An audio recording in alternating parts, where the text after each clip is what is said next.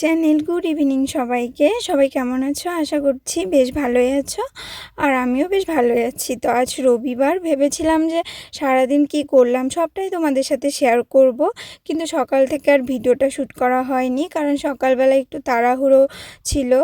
আর আজকে যেহেতু একাদশী, সকালবেলা রান্নাটা আমাকেই করতে হয়েছে, আর ডক্টর দেখাতেও গিয়েছিলাম আজকে, তো সে কারণে সকাল থেকে ভিডিও শ্যুট করা হয়নি। তো ভাবলাম যে সন্ধ্যার থেকে ভিডিওটা শ্যুট করি। তো দেখো, এদিকে সন্ধ্যার দিকে আমি মুড়ি আর ডিম ভেজে দিলাম বরকে, আর একটা ডিমের পোস্ট করে দিলাম। আর বেশ কিছুদিন ধরেই আমার ননদ আমার কাছে আবদার করেছে যে ডিমের চপ খাবে, তো সেই জন্য আজকে যেহেতু রবিবার বাড়িতে সবাই রয়েছে, তো ভাবলাম যে আজকেই করা যাক। তো আজ সকালবেলা রান্না করেছিলাম আলু বেগুন দিয়ে মাছের তরকারি, কলমি শাক করেছিলাম, আর পুঁইয়ের চচ্চড়ি করেছিলাম। তো সেসব তো আর শ্যুট করা হয়নি, তাই তোমাদের সাথে শেয়ার করতে পারলাম না।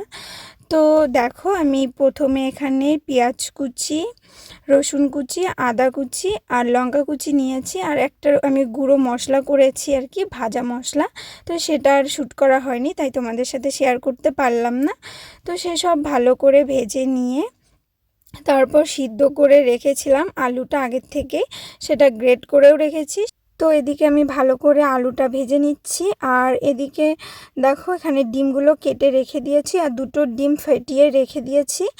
আর যেহেতু রাত্রেবেলা আমাকে রুটি করতে হবে, ভাত করতে হবে, তাই আমার ভাত আর পটল ভাজা কিন্তু অলরেডি হয়ে গেছে, আর সেটা আমি শ্যুট করতে পারিনি বলে তোমাদের দেখাতে পারলাম না, তাই মুখেই বলে দিলাম।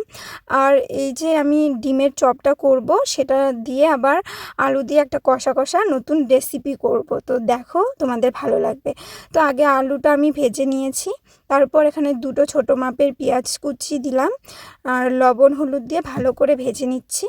আর এদিকে যেহেতু অনেকটাই লেট হয়ে গেছে, তাই আমার ননদ একটু হাতে হাতে করে দিচ্ছে। তো এদিকে আমার ডিমের চপের জন্য আলুটা রেডি হয়ে গেছে, তো ও একটু আমাকে হেল্প করে দিচ্ছে। তো তোমরা দেখো কিভাবে ফোল্ড করেও। আর গুঁড়ো হিসাবে আমি কিন্তু ব্যবহার করেছিলাম আমাদের ঘরেরই মেরি বিস্কিট। তো তোমরা কে কীভাবে করো অবশ্যই জানাবে, আর এটা আমার ইউটিউব থেকে দেখেই আমি শিখেছি, তো ফার্স্ট টাইম। তো এখানে দেখো আলুর জন্য আলুটা কষে নিচ্ছি। এখানে শুধু মশলা বলতে ওই একটু লঙ্কা গুঁড়ো, জিরে গুঁড়ো ছিল, পেঁয়াজ বাটা, রসুন বাটা দিয়েছি। যেহেতু আজকে শাশুড়ি মার একাদশী, উনি কোনো কিছুই ধরবেনও না, করবেনও না, সে কারণে আমি গুঁড়ো মশলাটাই ইউজ করেছি। বাট খেতে কিন্তু অসাধারণ হয়েছে, মানে খাওয়ার পর সবাই প্রশংসা করছিল। তো তোমরা কিন্তু চাইলে বাড়িতে ট্রাই করতে পারো, বেশি একটা পরিশ্রম বা সময়ও লাগে না, আর ভালো লাগে খেতে। তো দেখো এদিকে কিন্তু আমি ভালো করে আলুটা মশলা দিয়ে কষিয়ে নিলাম, আর এখন আমি একটু জল দিয়ে দিব। তো এটা এদিকে ততক্ষণে জলটা ফুটতে থাক, আর আমরা এদিকে দেখো কি করছি।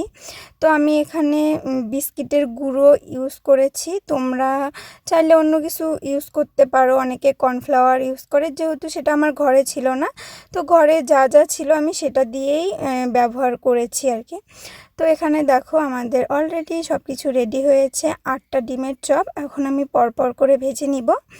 তো দেখো ভেজে নিতে গিয়ে কিন্তু আমার হাতের মধ্যে অনেকটাই গরম তেল লেগে গেছে, তো এরকমটাই হয় আমার সাথে।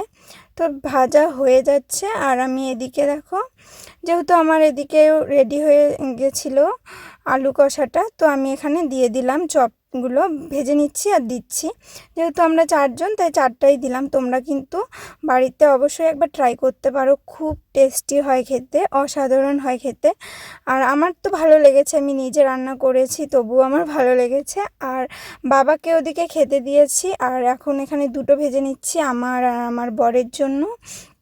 আর এখনও কিন্তু কড়াইয়ের মধ্যে তরকারি রয়েই গেছে, যেহেতু অনেকটা লেট হয়ে গেছে, তাই ওনাদের খেতে দিয়েছি আর কি। ওনাদের খিদে পেয়ে গেছিলো, আমার ননদও খেয়ে নিয়েছে। তো সবাইকে খেতে দিয়ে গুছিয়ে পরে আমি ঘরে নিয়ে এসেছি। তো এই যে দেখো বরের জন্য সাজিয়ে দিয়েছি, এখানে কলা, আম আর 4টে রুটি রয়েছে, শসা, আচার। আর যেহেতু বর গরম গরম খেয়ে নিয়েছে ওনাদের চপটা, আমারটাই ঠান্ডা, লাস্টের দিকে আমাকেই তো খেতে হয়। তো এই হচ্ছে আজকের ব্লগ। তোমাদের কেমন লাগলো অবশ্যই কমেন্টে জানিও, ভালো লাগলে লাইক কমেন্ট শেয়ার করো। সবাই ভালো থেকো, সুস্থ থেকো, টাটা।